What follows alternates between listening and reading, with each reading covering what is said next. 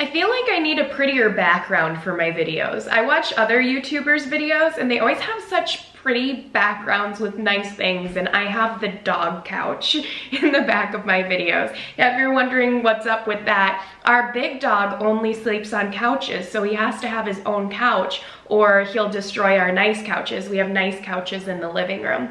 And then we have a big open window right here that has some nice light for shooting videos. I wonder what I can do if they have nice like dog couches that you can buy that look a little nicer. Anyway, hi, what's going on guys? Welcome to Your Favorite Nikki. So I was out to lunch yesterday and this story came up and I thought, hey, I should make a story time video about this. So this is the story of me getting brought home by the police the first time I ever snuck out of my house. So this is freshman year in high school and it was Christmas Eve. Everyone in my house had gone to bed except my stepbrother. My stepbrother was still awake playing video games, and it wasn't that late. It was like 10 o'clock at night. I'm in my room and my cell phone rings and it's my friend Amber. You guys have seen Amber in my other vlogs before. Like, we're still friends to this day. She's awesome. But my mom was still living in town at this time. The house that you see in my vlogs now, we moved like the next year, sophomore year of high school, we moved to that house. So at this point, we lived like right in town, and Amber only lived like 2 miles away from my mom's house. Amber asks if I want to hang out. And I'm like, oh my gosh, like sneak out of my mom's house? She's like, yeah, come out. I'm hanging out with, and it was this 2 senior guys from high school. And I knew them and they were all out driving around. So I'm having this like inner moral battle. I don't know, should I go out? I don't know, like I've never done this before. Well, it would be really easy to sneak out of my room. I'm downstairs, ground level. All I'd have to do is open up my window. And finally I decide, like, yeah, I wanna go hang out. Why not? Let's go hang out with my friends. So I do it. I open up my window, pop off the screen, sneak out of my house, and they pull up on the side and I jump in their car. And we're just driving around. Like, we weren't doing anything like bad. There was no underage drinking or anything like that. We were just driving around. We called it cruising back when I was in high school. Hey, you wanna go cruising after school? Which just means like driving around. So I am from like a pretty small town called Northfield, Minnesota. Wilbers, you keep jumping in front of the camera. He always likes to interrupt my videos. So we're driving around and just like talking, hanging out, and all of a sudden this cop car starts following us. And I'm like, oh my gosh, the police are following us. And I'm getting all paranoid because this is the first time I've ever snuck out at my mom's house. So my heart is pounding. Why are the police following us? Oh my God. Amber and the guys go, oh yeah, they were following us earlier. Police cars just following us everywhere that we go. We make a turn, the police would follow us that turn. We'd turn again, the police would follow us this turn. We'd turn again. So this is like going on for like 20 minutes. They're just following us everywhere we go, and I keep getting like increasingly paranoid. Oh my gosh, why are the police following us? This is so scary. Crap is getting real right now, guys. So I can't take it anymore. My paranoia is just driving me insane. So I have this brilliant idea of how I'm gonna lose the police. I go, okay, guys, what you need to do is go drop me off at the gas station. This is my brilliant idea. It's called Quick Trip. There's a gas station in my hometown. I'm like, drop me off at the gas station. So my plan then is to go into the gas station bathroom, open up the window, and climb out the window in the back of the gas station and run off into the woods at Seckler Park. Brilliant idea, right?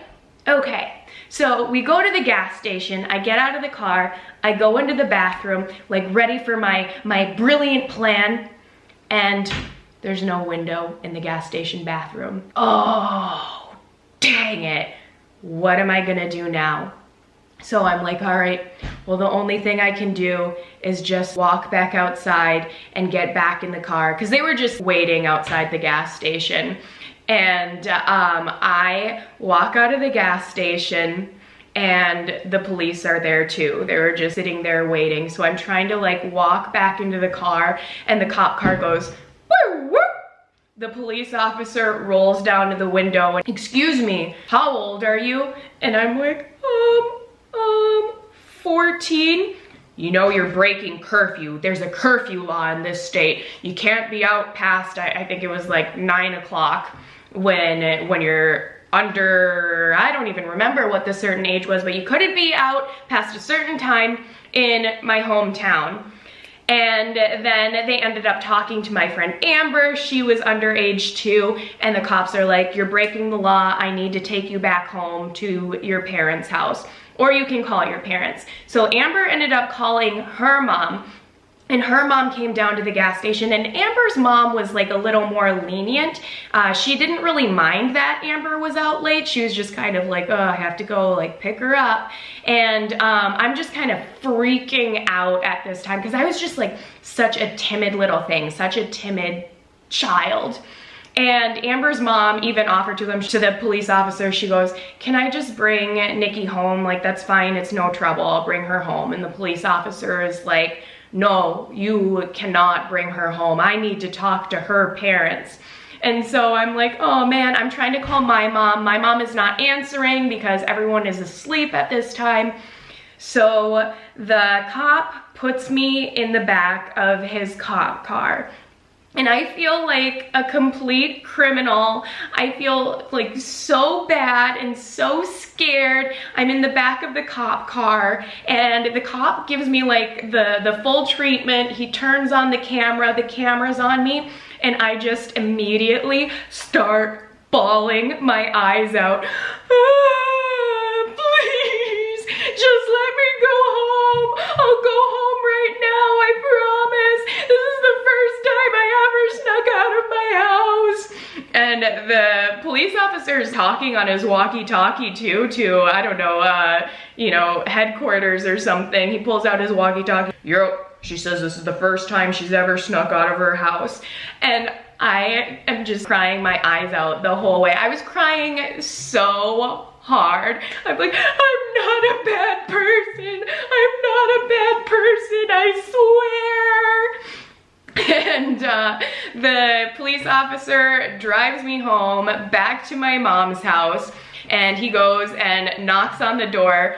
Nobody answered. He's like ringing the doorbell. Nobody's answering at my house because everyone is asleep at this point. I think it's like midnight now. And the police officer takes out his flashlight. He's like shining it in all the windows of my house, walking like all the way around the ground floor, like by my room. He sees my window open. He comes back to the car, goes on his walkie-talkie again, like, yep, I can see an open window downstairs where she snuck out of her house. Like I said, my hometown is a pretty small town, and there's not a lot of crime in my hometown.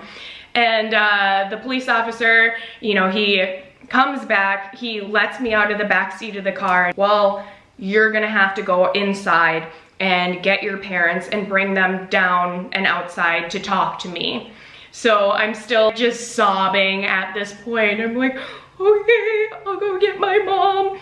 I'm freaking out. I think it was the fact that I'm brought home by the police that scared me so much, not the fact that, you know, I was like, not even that I snuck out or I was out late. I'm more afraid that I'm just like being brought home by the police. Like, this just seems so serious, so intense. I open the door, I walk upstairs, I go into my mom's room, still sobbing. I'm shaking my mom awake. Mom, I snuck out of the house tonight. I'm so sorry. I went to hang out with my friends and the police brought me back. They say they need to talk to you. They're parked outside and they say that they need to talk to you because they brought me home. And my mom's like, oh, Nikki, you cannot sneak out of the house. What is the matter with you? And she goes outside and she talks to the police officer. I'm waiting inside. I still have no idea what the conversation between my mom and the police officer was exactly. But I'm home now, and my mom comes back inside and she's like, Nikki, it's late. let's talk about it in the morning, just go to bed. And I'm like, okay. I go to bed. The next day rolls around and I actually don't think I got into crazy trouble for this. Like, I can't remember anything that severe. I remember sitting on the couch and my mom talking to me about it, and the whole family was around. My mom saying, Nikki, you can't just sneak out of the house in the middle of the night. There are rules and structure. You cannot do this. And she was yelling at me. And I remember my stepbrother sticking up for me. My stepbrother was like 4 years older, and he was saying, you guys, she's just a kid, she's gonna make mistakes. And obviously I shouldn't have snuck out of my parents' house. Like, you need to listen to your parents. There's rules for a reason. Rules are to keep you safe. Thank God nothing bad did happen when I was out and about, but this is just one of the dumb things I did when I was a kid, and it ended up involving me being brought home by the police. Yeah, it was kind of intense and something that I will always remember for the rest of my life. Well, anyway, that was my story time for the day. Thank you so much for watching. I hope you enjoyed hearing the story. Please give this video a thumbs up, leave a comment, subscribe, and always remember that I love you, and stay tuned for more videos. Mwah.